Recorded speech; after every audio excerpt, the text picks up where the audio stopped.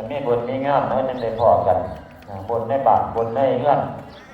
แต่ว่ามีบุญก็บ่ได้พอกันเสมอ รอเตรียมตักบาตร ย่อมญาติพี่น้องอยู่ไกลอยู่ไกลอยู่ไกลอยู่ไสเนี่ยอยู่ตามบ้านตามเมืองตามตำบลตามอำเภอตามจังหวัดพระสงฆ์ซึ่งได้เข้าอยู่ปริวาสประจำประพฤติวัดปฏิบัติธรรมท่านก็เดินทางมาจากหลายจังหวัดหลายตำบลหลายอำเภอตอนนี้กำลังจะรับบิณฑบาตเนี่ยเดินก็งามเลยโยมงานบิณฑบาตจะกลับไปวัดไปเมือง สาวน้อย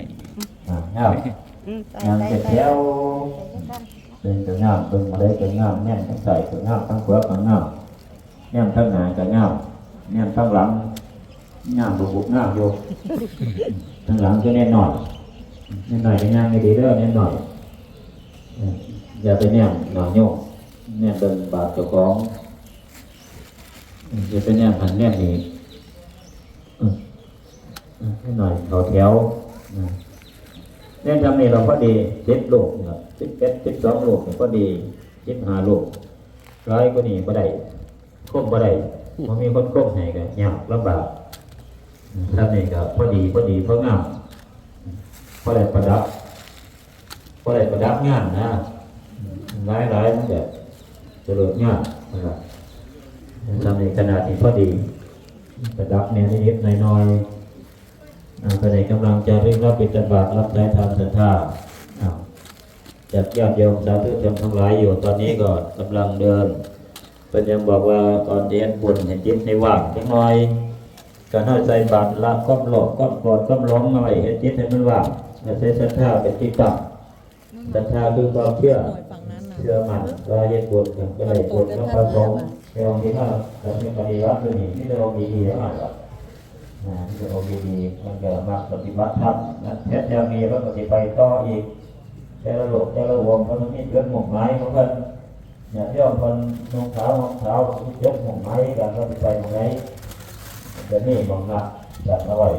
ไปต่ออีกรับโลกกันรับวัดสาวน้อยเดือนเสื้อผ้าก็มีเสื้อผ้ามีสาพุทธะไปให้วันนุ่งมาลอกจากมาเที่ยวและตัวประทงคณะมรักนี่แหละเจ้าเป็นพิเศษต่อเป็นพิเศษนั่นก็จำไว้เจ้าเป็นพิเศษยกจะพาคนที่ว่าน้องวัดหน่อจับทีละ2 เทื่อจับทีละ2 เทื่อตอนนี้พระสงฆ์มันจะเข้าบ้างว่า7 8 ลูกด้วยกัน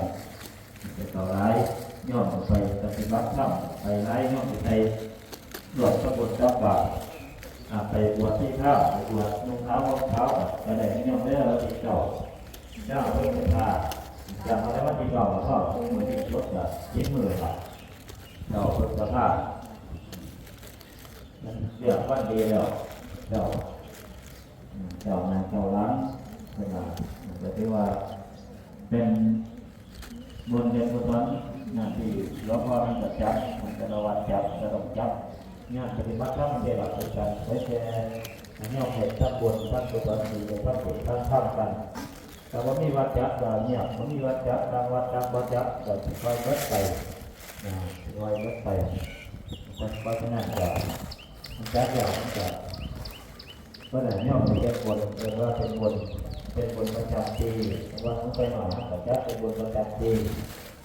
แต่หลวงพ่อมาโทษหลวงพ่อท่านมาโทษเย็ดหลวงพ่อเพ่งเอาจักมาอย่าตาสองหน้าไหลเนี่ยเท้าหน้าไหลอย่าเสาในกระยาเสาปลาอาหารที่หลวงพ่อสามหลวงพ่อโยหลวงพ่อเย็นนี่นั่นแต่อย่างที่อะไรมันอยากจะเป็นตัวยาหลังงานปานาที่บ่ต้นที่บ่เนี่ยในการจะนับเป็นวันต่อวันสุดจักใส่ปี2 ปีก็เท่าจักตอนนี้เท่าจักบางวันจักสายนี่โลกเท่าโลกเล็กโลก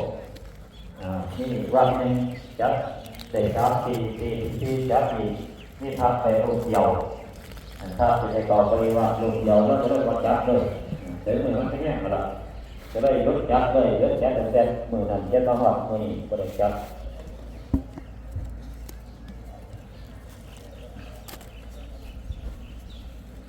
ก็ได้บริจาค